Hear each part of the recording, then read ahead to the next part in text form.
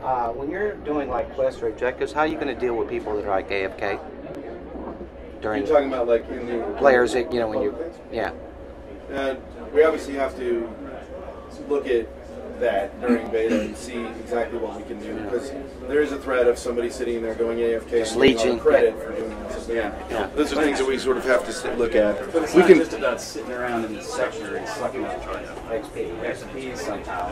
It's Yeah. about how you're contributing, and we're tracking that all the time, so we know what you're putting into this objective. Yeah. And so you will be rewarded based on that. Your rewards are based on So your if you come How late much to the party, participation. yeah, if you come late to that party, you'll get rewards. We don't want to stop you at the door and say, no, come back when this thing restarts later. It's, come on in, you can get rewarded for this. But you're minimum.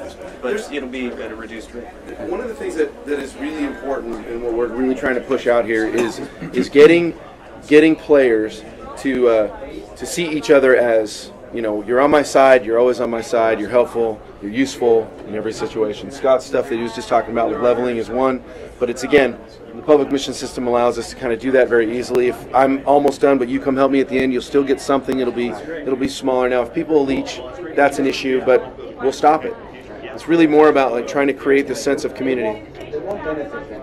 Right. No, Right. no. Not like some people have done in mini games before. Right. And that's what beta's for, right? Yeah. And that's why we'll start it up and we'll test and we'll figure out where it's not balanced and how do you cheat it. So yeah. Absolutely. Attendants go ahead and say with me what they're.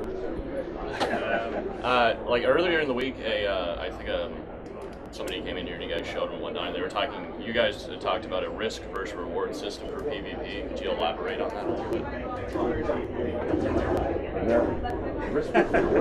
I'm not sure. I think it was something that someone said in a preview that went up yesterday. Sorry, I'll just rephrase it. Is there a death penalty? What is it? And why do I want to go out into open world PvP and do things? Well, there's huge rewards for going out there first, but the death penalty is not going to be very extreme. You're not going to lose your gear.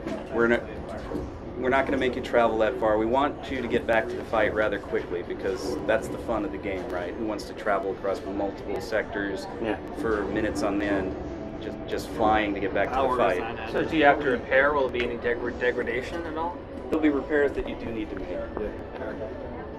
So I guess if you meant that by risk reward, yes. Yeah.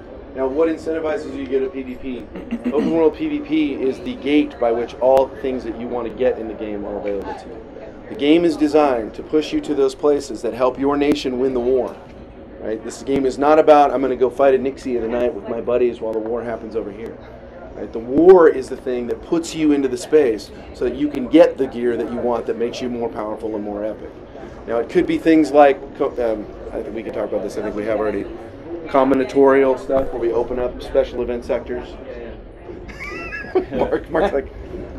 So, for example, we capture a certain set of sectors, may open up a certain sort of event sector. You saw an example of an event sector here earlier, right? So I've held X, Y, and Z sector. That opens up that event sector, which is where I can get access to this type of gear, which I only get if these things happen. Like, this is all part of the plan. But again, if you notice, everything I just said is dependent on the PvP game sort of going the direction that you want it to go. You can't do that without other people. And so because of that, you know, everyone will focus in those places. It's to my benefit every night to show up and help me win the war. And the design is aimed at that. You know, it's not about being selfish, if that makes any sense. You know, it's not kumbaya communal. I mean, I still want my stuff, but if you and I help each other, we both get something. Is it more nation-based, or is it smaller group like guilds and whatnot that affect that? It's national focus, but guilds play major roles within the nation. And it's always like that, right? Like, if you think of it in, let's just use sort of like traditional war analogies.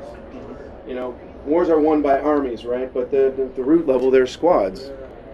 And the squads are the ones that win the little fights that lead. And that analogy is going to fit with our game. It'll be exactly that. We'll keep track of what the squad's accomplished too, right? Yeah. So there'll be reasons for accomplishing it at the squad level, and there'll be bonuses you get at the squad level based on that. He's had a question for you. Oh, I'm sorry. A couple of quick yes and no questions from the community. Friendly fire? No. No. Cockpit view? Yes. Here, turn it on. Oh yeah, we can turn it on. Yeah, we'll show you out there. 3D? 3D capabilities in the future? What do you mean by 3D? 3D. The game is 3D. I think you mean like In the glasses. Yeah. The whole, You mean like the 3D whole headset shebang. stuff? Kind of like that. Yeah, absolutely. We support every sort of simulator device that has any sort of traction whatsoever. The game pretty much supports. So like head tracking, multi-monitor joysticks, like everything, you know, chairs. Like if there's something that's out there that makes simulators more fun, we're going to support it. And if we don't, then we will when someone tells us what it is that, you know, can help. Any kind of radar, I was discussing that earlier, radar capabilities, being able to see what's in the sector, where it is. Yeah, and that's actually something that right now we're working hard on. We have plans for it. We can't go into detail about it. There's probably going to be a variety of methods of doing it. And radar, if it works out the way I want, will be an integral part of your gameplay. So it won't just be that I see you. There'll be more to it than that. So we're working on that right now. On that note, would there perhaps end up ever being any sort of stealth systems to hide for a certain amount of time from enemy radar? Or That would sure make a lot of sense with a well-designed radar system. Yes.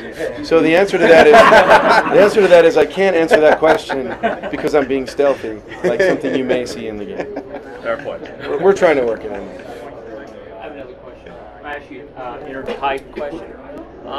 The guys want to know about hauling and ore miners, whether or not they're going to have a fun time in the game. And tied into that is, does mass affect the yaw and roll of the way the ship's handled? So you have to allow for it. You know, if your cargo hold is full of heavy mass, or you're going to have to allow for the flight controls?